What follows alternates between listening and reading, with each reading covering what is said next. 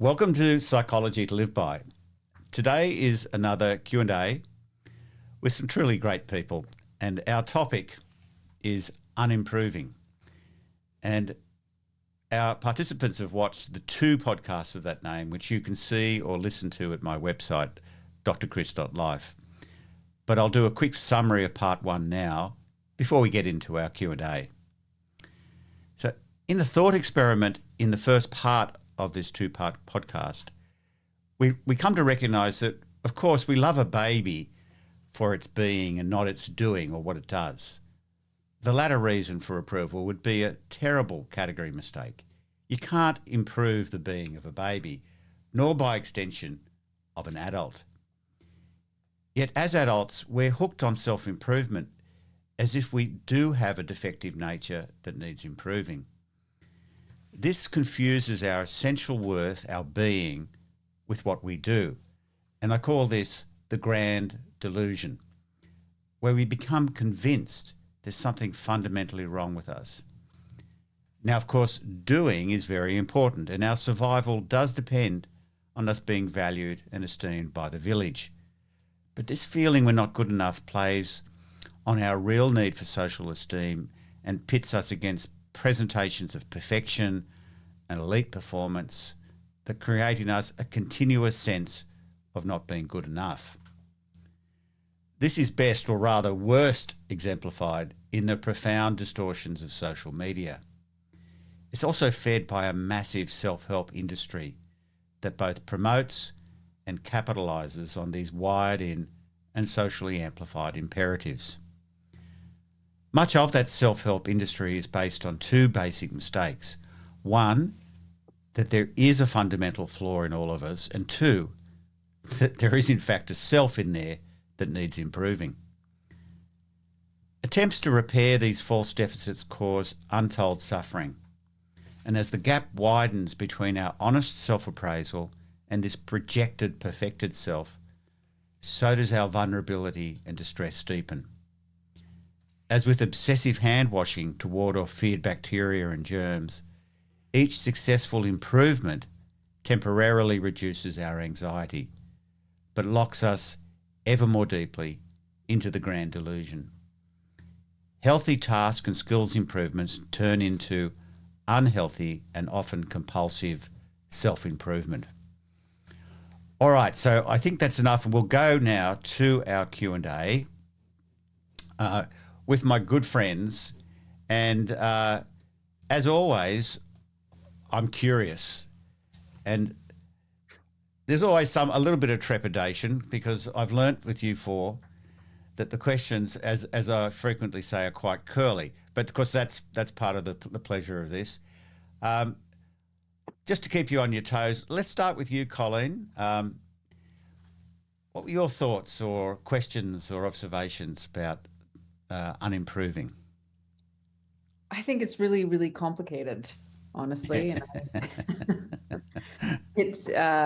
it makes me sad for a lot of people that suffer from exactly what you just described. Yeah. I think it also ties into that kind of quick fix mentality, the self-help. If I just read this or do this, I'll feel better, or I'll do better or be better. And yeah. It's not that simple. No, it's not that simple, is it? And, it's that distinction. Of course, improving our skills and improving, what we do is a great thing to do. And, but not to make us feel good about ourselves. When we have children, of course, early on, we just love them, and that's as it should be. But gradually we start to notice them developing this concern about not being good enough. Mm-hmm. So I wanted to sort of start digging into that sort of quandary. As you say, it is very complex. It's hard to have that conversation with somebody who doesn't believe you and doesn't, thinks that you don't understand or know them well enough, or, they're really struggling with it. Yeah, it is amazing. And where I really notice this, if I'm working with people with depression, after you sort of get to know them after a while, and and pretty, naturally, I get to like them and see attributes in them, real attributes. And when you tell them those attributes, as you say, they find it very hard to accept. So they either think I'm just being nice to make them feel better, i.e. I'm lying, or they think I lack insight into their real nature. So it can be a terrible, terrible trap. Yeah. I think we're all working on this unimproving. As I say, it's a universal delusion. Who's next? I can jump in. Yeah. I found this super interesting, and it immediately wanted me to take the stack of self-help books sitting on my bedside table and just chuck them in the bin. But like maybe there's some nuggets there. But I keep coming back to like environments, and there's often talk about work-life balance, but I like to think more about work-life integration. Yeah. But how do I show up at work, or how do I show up, with those that I'm comfortable with? And a lot of times I feel like those are two different people. So thinking about environments and like creating an environment at work where people are comfortable or feel safe bringing their authentic selves, unimproving, just so that they can be themselves. And then that, for me, feels like you're able to really get more towards that work-life integration where it all becomes one, opposed to those two different silos. Yeah, that's very interesting. I mean, I agree with you. I think it is about integration because, the notion of balance doesn't really work in the modern age, I don't think, in that, it used to be you would have sort of an 8-8-8 balance, 8 hours at work, 8 hours awake, not at work, and 8 hours asleep. But of course, that's not like that anymore. But also, integration's got this sort of notion that it's all serving me, and as you say, your authentic self is threaded through it, and then in that way, people can have a different balance. For some people, work is so much a part of who they are, and it's a vocation. Yeah. That in some senses they're always working. But you're right. If there is this, this terrible gap between a person's authentic self and what they feel like they have to present at work, not only do they suffer, the workplace doesn't get the best out of them because they're always defensive. The brain is in fight-flight mode a lot of the time, constantly looking out for danger, and you lose all of their creativity and their spontaneity. That's right. Yeah. In the preservation mode, like you've talked a lot about that, the fight and flight, that it's like, how can you be creative or impactfully contributing when you're constantly in that self-preservation state? Absolutely. So again, as with Colleen's question, it's always a work in progress. And see, one of the tricky things about this is, as I said in the podcast, we have real esteem needs. And, we need to be valued by others. We need to be useful. And we know that's what we get rewarded for in our culture, or in any culture for that matter. So it's this, like, how do we navigate those needs for esteem without them having this terrible load of me being a bad person or not being good enough as a person? And it's trying to keep those two things a little bit separate, I think, is very, very important. Yeah. Terry or Colleen, what high level thinking are you two been up to? Oh, Colleen's already gone, so she's the high leveler here. So. Oh yeah, sorry. Yeah. I have a whole library of self-help books, and I actually found some of them to be really, really good. Yeah, that's true. And especially the ones, and this is what struck me about your podcast, the ones that really dealt with doing things in the moment. Yeah. And when you're in that moment, everything else evaporates. Yeah. You're not concerned about what others think about you. And I that kind of brings me back to some of my favorite things. Like if I'm, playing a tennis game and I'm in the moment, I have a lot of fun. If I'm fishing, I'm in the moment of just the environment that's around me. Yeah. I'm not really thinking, frankly, about fishing till something jolts me out of that. Right. So, it's what I did learn from, Eckhart Tolle or any of those people was just be in that moment. Yeah. You know, I think the key thing there, Terry, it's a really beautiful observation. The key thing is when we're in the moment, as you say, you're not thinking about yourself. Yeah. And it's this self-consciousness, this self-monitoring that is actually very often the damaging thing. So of course, although I took a pretty big swipe at the self-help industry, I think I did say there are nuggets. There's gold in the hills.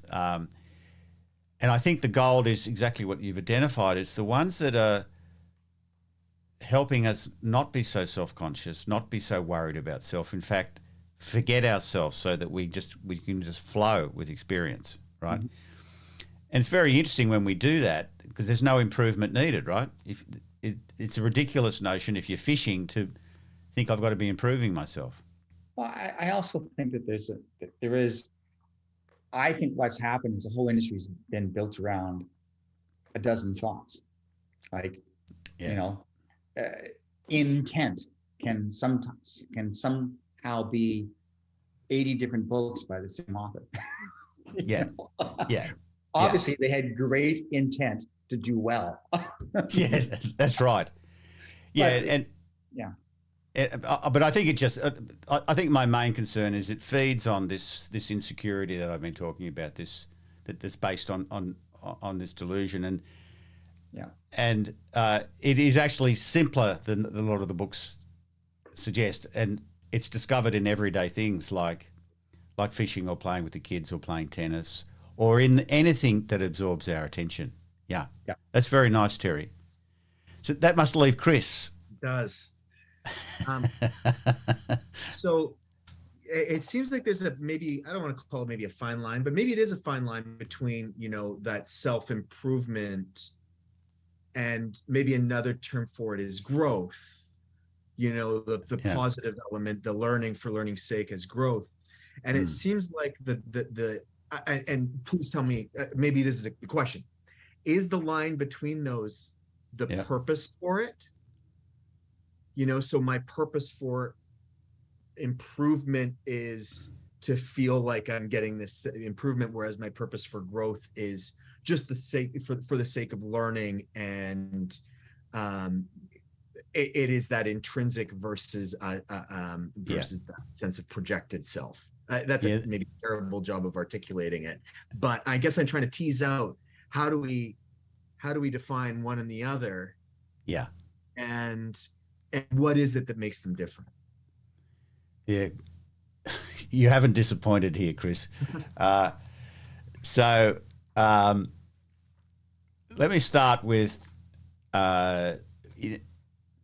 it's no doubt a good thing for us to be improving our knowledge and our skills, and I think rather than calling that self-improvement, because that's part of the problem is that phrase, right? We could talk about knowledge improvement and skills improvement, and that might just make it a bit cleaner, because we all want to be doing that all the time. But it's interesting when we're doing that. I'll give you an example. When I was younger, I was very keen on playing classical guitar, and but a lot of the problems I had with particularly performance was this concern about myself and whether it was good enough, and so that used to take away from the ability to just enjoy the music and be absorbed in it and forget self, right? So there's an insidious way that this sort of self-concern infiltrates what's always trying to stick its nose in. Yeah. So clearly mastering and improving and, you know, increasing one's knowledge is a great thing, as long as it doesn't get, you know, this little cancer in it, which is self-concern. Mm. And ironically, the other part of your observation, the growth part, but in a funny kind of way, you know, like we're talking about unimproving, in a funny kind of way, it's ungrowth. Sure. It's shedding these concerns about self. And, you know, in some ways, you know, I'm definitely not a Freudian or a psychoanalytic, you know, a psychologist, but I've often thought about, you know, Freud had these notions of defense mechanisms, you know, like, you know, an obvious one is like projection, or, you know, what we call transference and so on. There's repression and so on.